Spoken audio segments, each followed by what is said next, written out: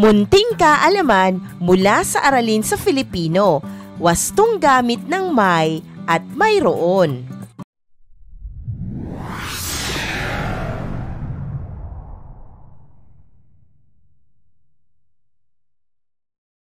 Ang may ay ginagamit kung ang kasunod ay pangalan, pang-uri at pandiwa.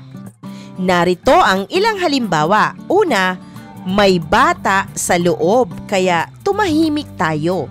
Ikalawa, ang kanyang kwarto ay may puting pintura. Ikatlo, ang bata ay may ibinibigay na tuwa sa atin. Iyong pansinin ang mga halimbawa na nasa iyong screen kung paano ginamit ng wasto ang may sa pangungusap.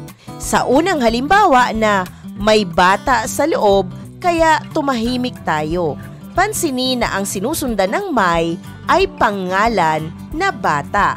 Sa ikalawang halimbawa na ang kanyang kwarto ay may puting pintura, pansinin ang sinusundan ng may ay ang pang-uri na salitang puti. Sa ikatlong halimbawa na ang bata ay may ibinibigay na tuwa sa atin, ang sinusundan ng may ay salitang kilos o pandiwa na ibinibigay.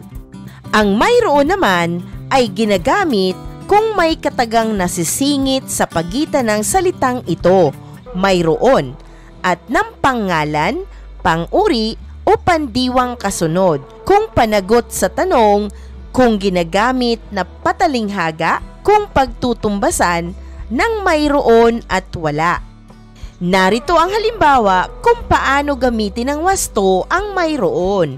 Una, mayroon palang bata sa loob kaya dapat tumahimik tayo. Ikalawa, ang kanyang kwarto ay mayroon ding puting pintura. Ikatlo, ang bata ay mayroon palang ibinibigay na tuwa sa atin.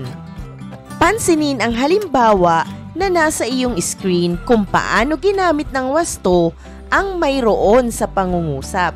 Sa unang halimbawa na mayroon palang bata sa loob kaya dapat tumahimik tayo, ang kataga na palang ay nasa pagitan ng salitang mayroon at pangalang bata. Sa ikalawang halimbawa naman na ang kanyang kwarto ay mayroon ding puting pintura, ang kataga na ding ay napapagitnaan ng salitang mayroon at pang-uri na salitang puti. Sa ikatlong halimbawa na ang bata ay mayroon palang ibinibigay na tuwa sa atin, ang kataga na palang ay nasa pagitan ng salitang mayroon at salitang kilos o pandiwa na ibinibigay.